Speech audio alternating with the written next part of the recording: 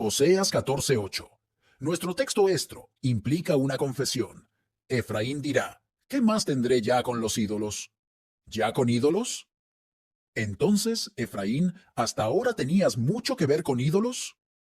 Ay, responde él con lágrimas en los ojos. Así ha sido. El hipócrita quiere decir menos de lo que sus palabras expresan. En cambio, el verdaderamente arrepentido quiere decir mucho más de lo que sus palabras sinceras indican. La confesión de este texto es mucho más significativa porque es tácita, algo que brota de los labios con naturalidad. Presten mucha atención, queridos oyentes, porque quizá algunos de ustedes están adorando ídolos. Entremos al templo de sus corazones y veamos si podemos encontrar allí algún dios falso.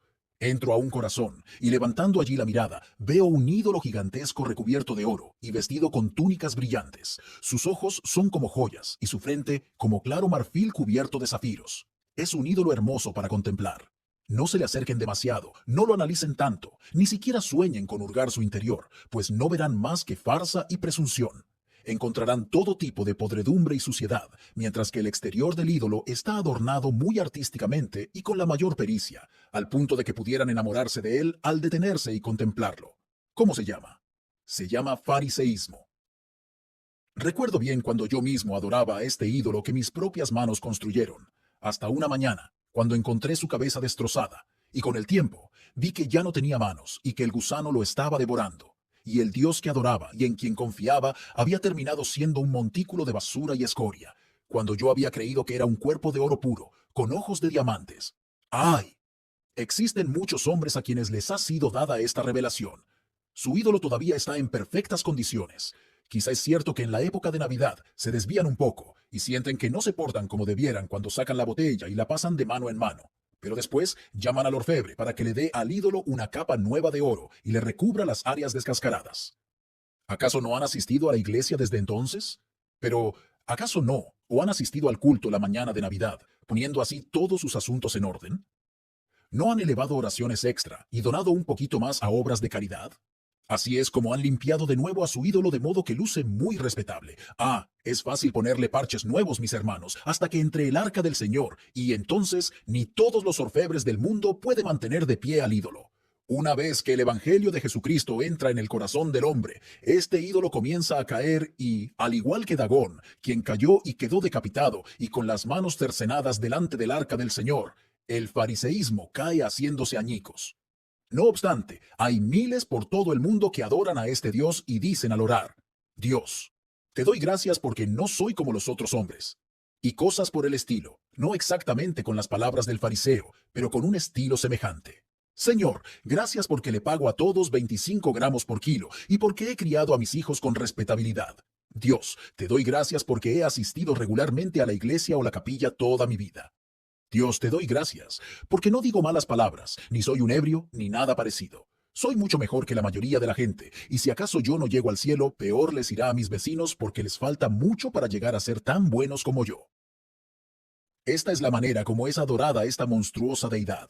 No estoy hablando de lo que hacen en Indostán, sino en la idolatría de lo que está muy de moda en nuestro país. El Dios del fariseísmo es el Señor supremo en millones de corazones. Oh, que el Señor guiara a todo adorador de ese Dios a decir, ¿qué más tendré ya con este ídolo abominable? Otros tienen otros pecados favoritos. No necesito nombrarlos todos. De hecho, no podría hacerlo sin ofender el sentido de moralidad de algunos. Si mencionara ciertos vicios sin los cuales tanto hombres como mujeres sienten que no pueden vivir. Preferirían ser salvados en sus pecados que de sus pecados. Adoran a Dios a su manera, dando el primer lugar a esa concupiscencia que tanto aman. Ay, señores, no me importa qué clase de ídolo tengan. Lo cierto es que si hay algo en este mundo que aman más que a Cristo, nunca contemplarán el rostro de Dios con alegría. Si hay algún pecado que quieren ustedes seguir cometiendo, les ruego que cambien de idea y dejen de cometerlo, aunque tengan que cortarse la mano derecha o quitarse el ojo derecho. Es mejor entrar mutilados o tuertos a la vida eterna que ser arrojados al infierno con las dos manos y los dos ojos intactos. Tienen que renunciar a aquellos pecados que tanto aman si quieren disfrutar de Cristo. Veo en el corazón de algunos el amor al placer. Ese Dios está entronizado en muchos corazones. No son vencidos tanto por los pecados que calificamos como más burdos, sino por su liviandad y falta de seriedad. No pueden razonar, no quieren hacerlo. Dicen que se aburren si tienen que estar quietos. Les gusta estar siempre entretenidos, satisfechos, produciendo adrenalina. Pero ser amantes del placer en lugar de amantes de Dios es estar muertos en vida. Algunos han entablado relaciones ilícitas, forman vínculos prohibidos por la palabra de Dios. Por ejemplo, he sabido de algunos que profesan ser cristianos. Dios sabe si lo son o no, que han descartado el mandato de nuestro Señor de no unirnos en yugo desigual con inconversos y han seguido los dictados de la carne, uniéndose con estos en matrimonio. Es cosa terrible estar casado con alguien del que uno sabe que al paso del tiempo tendrá que separarse para siempre, uno quien no ama a Dios y por lo tanto nunca podrá estar en su compañía en el cielo. Si este ya es el caso de alguno de ustedes, sus oraciones tienen que elevarse al cielo día y noche para que su pareja querida pueda acudir a Cristo como su Señor y Salvador. Por otro lado, el que una persona joven creyente se una deliberadamente a otra que no lo es, significa colocar un ídolo en lugar de Dios. Habrá llanto y lamento antes de que pase mucho tiempo. Cualquier forma de amor que compite con el amor de Cristo es idolatría. Muchísimos adoran a un ídolo llamado alabanza de los hombres. Lo expresan así: oh, sí, tiene usted razón, pero comprenda que no puedo seguir a Cristo. Bueno, ¿por qué no? Porque no sé qué diría mi tío, o a mi esposa no le gustaría. No estoy seguro cómo reaccionaría mi abuelo. El temor a la reacción de los familiares o a la opinión pública mantiene a muchos esclavizados mental y moralmente. El temor a lo que opine la gente domina a muchos otros. Me dan lástima los que no se atreven a hacer lo que creen que es lo correcto.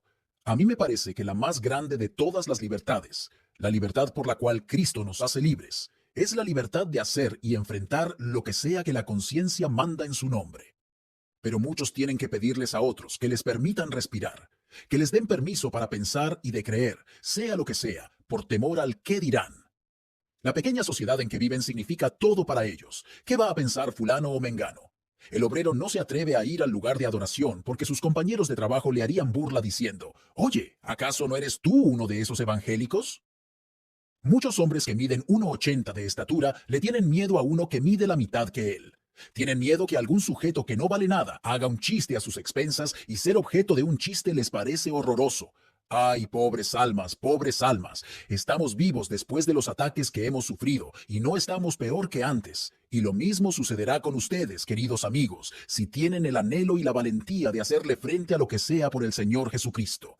Este ídolo del temor al hombre devora a miles de almas. Es un ídolo sediento de sangre, tan cruel como cualquiera de los ídolos hindúes. El temor del hombre pondrá lazo.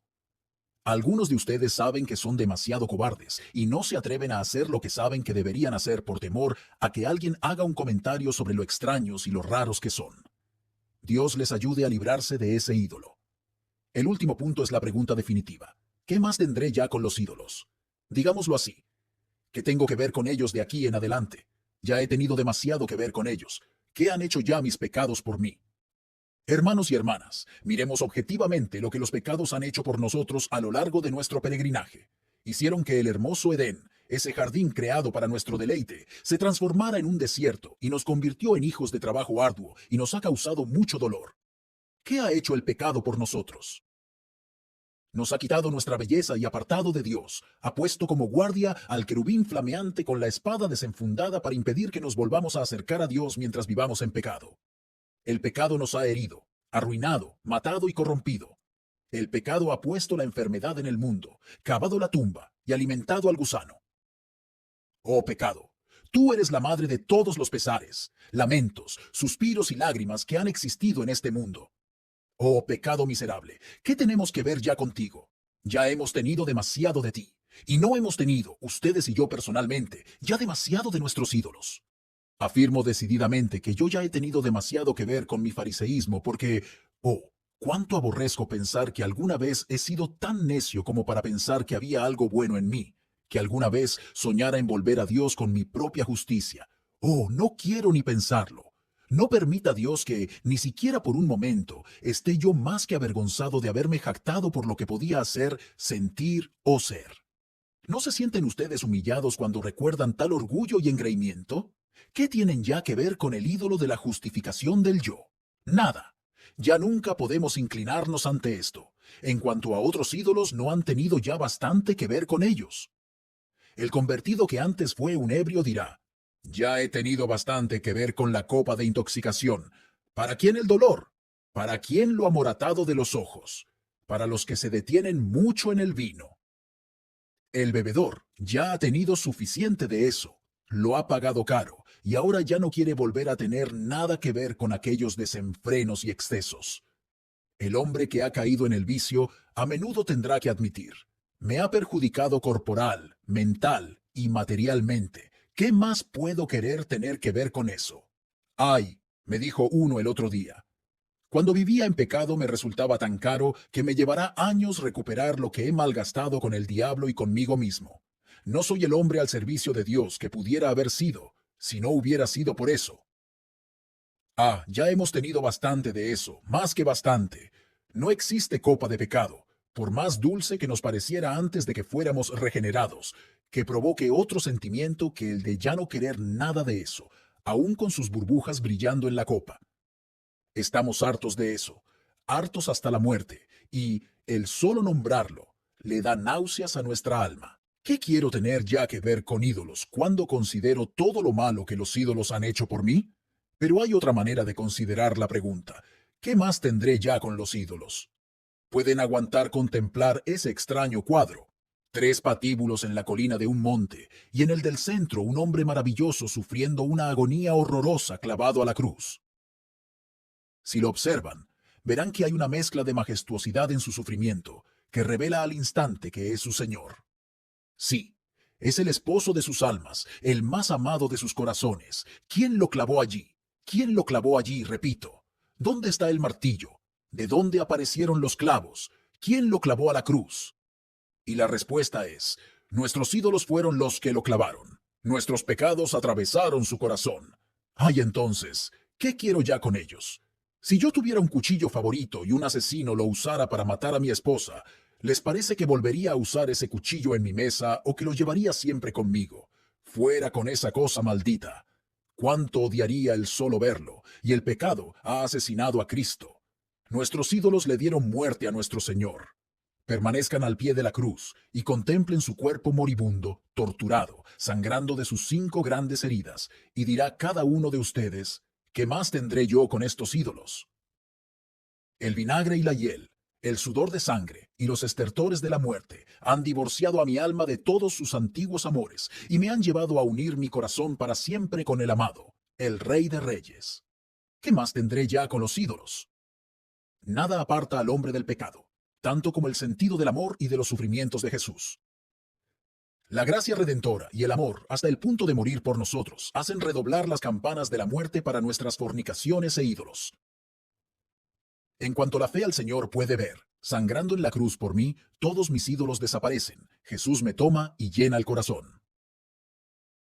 Ahora bien, recordemos que no debemos ya tener nada que ver con ídolos, porque los mismos pecados que llevaron a la muerte a nuestro Señor nos llevarán a la muerte a nosotros también. Oh, hijos de Dios, nunca pecamos sin perjudicarnos a nosotros mismos. Aún el pecado más pequeño que se desliza dentro de nuestro corazón es un ladrón que quiere matar y destruir. El pecado nunca nos ha beneficiado, ni nunca lo hará. No, el pecado es veneno, veneno mortal para nuestro espíritu. No lo toleraremos más ni por un instante. ¿Qué más tendremos ya que ver con él? Sabemos que es infernal, nada más que infernal, y lo es continuamente. Sabemos que perjudica nuestra fe, destruye nuestra alegría, marchita nuestra paz, debilita nuestras oraciones e impide que nuestro ejemplo beneficie a otros, y por todas estas razones, ¿qué más tendremos ya con ídolos? Dentro de pocos meses, algunos de nosotros estaremos en el cielo, o, aún quizá, dentro de pocas semanas. ¿Qué tenemos ya que ver con los ídolos? Mientras tanto que estamos aquí, el Señor nos ha elevado y nos ha hecho sentar en los lugares celestiales con Cristo Jesús. ¿Qué tenemos ya que ver con ídolos? Mientras tanto que estamos aquí, el Señor nos ha elevado y nos ha hecho sentar en los lugares celestiales con Cristo Jesús. ¿Qué tenemos ya que ver con ídolos? Este día hemos sido aceptados en el amado. Somos los escogidos de Dios justificados por fe, y nuestros nombres están escritos en las palmas de las manos de Jesús. ¿Qué tenemos ya que ver con ídolos? En realidad, la pregunta misma implica la respuesta. No tenemos nada con ellos, excepto odiarlos, y cuando quieren asentarse en nuestro corazón, aún por un momento, destrozarlos con el poder del Espíritu Eterno. Amados, si Dios ha realizado una gran obra en ustedes y transformado sus corazones, de modo que los ídolos que antes adoraban, ahora detestan, les ruego que se mantengan alejados de ellos todo lo posible. Si no quieren tener nada que ver con ellos, entonces no vayan a lugares donde se les honra. ¿Qué más tendré ya con los ídolos? Si sé que una calle está infectada de viruela, no querré andar por ella. Preferiría evitarla para evitar la plaga. Lo mismo sea con lo que una vez fue su pecado más querido. Aléjense de él cuanto sea posible, como lo harían de una enfermedad muy contagiosa. No tengan ya nada que ver con los ídolos, por lo tanto, no entren en sus templos ni se junten con los que les rinden culto. Manténgase lo más lejos posible del pecado. Si han aprendido a decir, ¿qué más tendré ya con los ídolos? También cuídense de no dar la apariencia del mal, ni de tener ninguna relación con él, lo cual corrompe las buenas costumbres. El bar, el salón de baile y el teatro no son para ustedes. Detesto oír a los cristianos preguntar, ¿qué opina usted de este o aquel trivial entretenimiento? Pues bien, mis queridos amigos, si disfrutan ustedes de algo que tiene en sí alguna suciedad, pongo en tela de juicio el que sepan algo del amor de Dios. Recuerden el comentario de Rowland Hill a la persona que le gustaba ir al teatro. La persona dijo, bien, señor Hill, usted sabe que soy miembro de la iglesia, pero no asisto con frecuencia, voy apenas 1 o 2 veces al año, como algo especial nada más. Ah, respondió Hill, usted es mucho peor de lo que pensaba. Suponga que alguien comentara y se corriera la voz de que el señor Hill comía carroña y que le encantaba comer carne podrida. Y suponga que se me acercara alguien y dijera, he oído, señor Hill, que le encanta comer carroña. Oh, no, le contesto, de ninguna manera. No la como regularmente, solo como un platillo 1 o 2 veces al año como algo especial, nada más. Entonces todos dirían, le gusta más de lo que pensábamos, porque si hay pobres gentes que tienen que comerla todos los días porque no pueden conseguir nada mejor, el gusto de ellos no está tan viciado como el suyo que se aparta de la comida saludable y considera la podredumbre como un platillo fino y exquisito para comer. Si podemos encontrar nuestro placer y deleite donde siempre está cerca y accesible el pecado de la peor clase, donde la fe cristiana está fuera de lugar y donde no podemos esperar que Cristo nuestro Señor se haga presente, no hemos aprendido a decir con Efraín, ¿qué más tendré ya con los ídolos? Apártense a toda velocidad de cualquier cosa que tenga la mancha, aún más pequeña de pecado, y quiera Dios ayudarles a seguir haciéndolo toda la vida. ¿Es esto a fin de que sean salvos? De ninguna manera. Le estoy hablando solo a los que son salvos.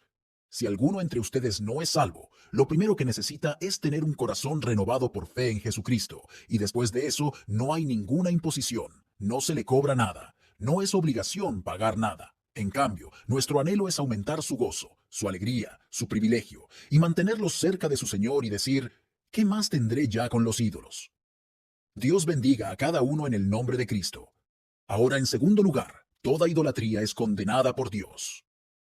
Juan escribió mucho en esta epístola acerca del amor de Jesús, y lo hizo bien porque sabía más de ese amor que cualquiera. No obstante, habiendo escrito acerca del amor de Jesús, fue movido por un celo intenso, no fuera que de algún modo el corazón de aquellos a quienes escribía se apartara del querido amante de sus almas, quien merecía todo su afecto. Y por lo tanto, no el amor a ellos solamente, sino también el amor a Jesús, lo llevó a concluir su carta con estas significativas palabras. Hijitos, guardaos de los ídolos. Primero, guárdense de adorarse a sí mismos. ¿Cuántos caen en este terrible pecado? Algunos por querer encontrar satisfacción en la comida y la bebida. Cuánto comer, y especialmente beber, hablando claro, no es más que glotonería y borrachera. Hay cristianos profesantes que quizá nunca parecen alcoholizados, pero toman un traguito tras otro hasta que se les va a la cabeza, pero no lo aparentan por lo que uno ni sospecha que sean tomadores.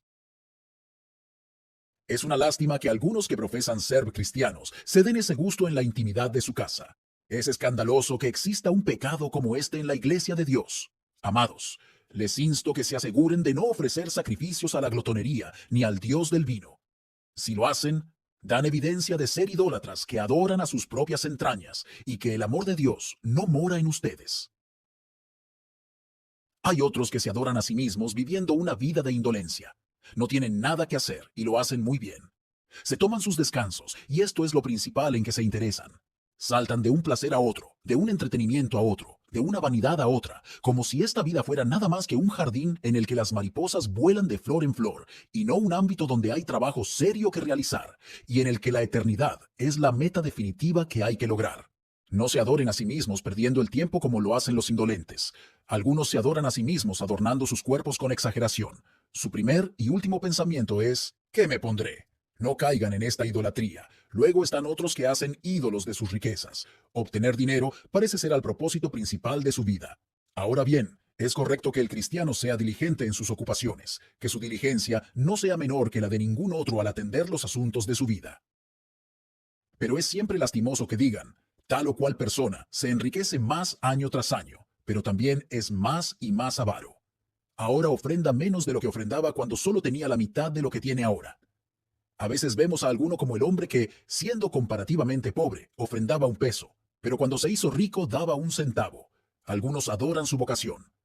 Dan toda su alma a su arte o su llamado particular, sea cual fuere.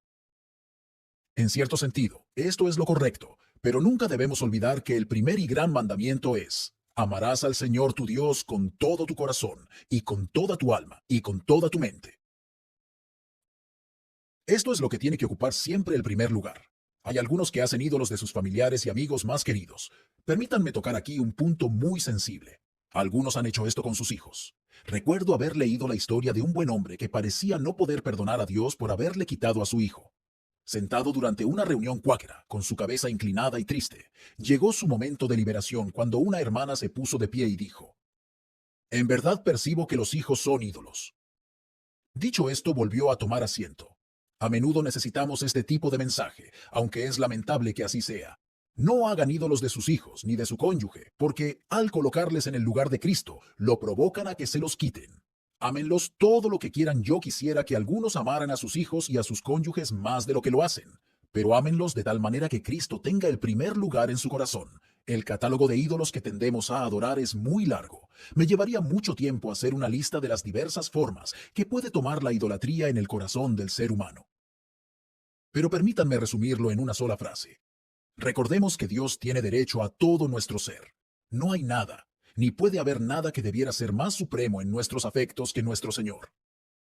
Y si adoramos algo o algún ideal, sea lo que sea, más de lo que amamos a nuestro Dios, somos idólatras y estamos desobedeciendo el mandato del texto. Hijitos, guardaos de los ídolos.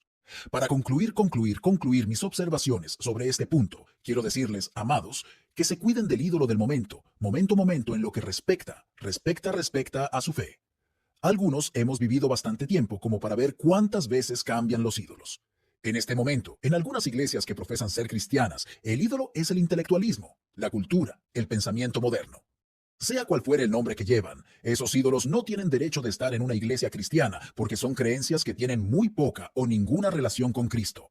Ahora bien, tengo cierto respeto por incrédulos totalmente sinceros, como Voltaire o Thomas Paine, pero no lo tengo en absoluto por el que va a la universidad con el fin de prepararse para el ministerio cristiano y luego afirma tener la libertad para dudar de la deidad de Cristo, la necesidad de la conversión, el castigo de los impíos y otras verdades que son esenciales para una proclamación íntegra del Evangelio de Cristo. Alguien así tiene opiniones extrañas sobre la sinceridad, y las tiene también el pastor que toma el púlpito y les predica a sus oyentes doctrina que él no cree y que, sin embargo, para ellos son lo más preciado de su vida. No obstante, en el momento que se le reclama que rinda cuentas por su incredulidad, clama: persecución, persecución, fanatismo, fanatismo. Si me encontrara con un ladrón en la puerta de mi cuarto y lo apresara hasta que llegara la policía, el ladrón me podría juzgar fanático porque no lo dejé robar mis pertenencias y porque interferí con su libertad. Entonces, de la misma manera, soy llamado fanático porque no permito que alguien venga y robe de mi propio púlpito las verdades que me son más preciadas que la vida misma. De hecho, estoy dispuesto a darle a ese hombre la libertad de ir y anunciar sus puntos de vista en alguna otra parte a su propia costa. Pero no lo hará a costa mía, ni en medio de una congregación que yo reuní para guiarlos en la adoración a Dios y la proclamación de la verdad como las Escrituras la revelan. Manténganse apartados de este ídolo del momento, porque es precursor de muerte para cualquier iglesia que le permite la entrada. Créanme, mis hermanos, que la iglesia de Cristo aprenderá, aunque no lo aprenda el mundo, que la cultura más elevada radica en el corazón cultivado por la gracia divina, que la ciencia más auténtica es Jesucristo y Él crucificado, que el pensamiento más excelso y la más profunda de todas las metafísicas se encuentran al pie de la cruz y que los hombres que continúan predicando sencillamente y de todo corazón las sendas antiguas son los que ciertamente obtendrán la victoria. cuando los que navegan en una frágil embarcación que ellos o sus compañeros pecadores han construido, sin timón y sin piloto al mando, irán a la deriva y se estrellarán contra las rocas. En cambio, los que confían en el Señor y lo tienen como su piloto, navegarán lejos de las rocas contra las que otros han encallado y naufragado, y serán llevados al buen puerto de paz donde descansarán eternamente. Amén.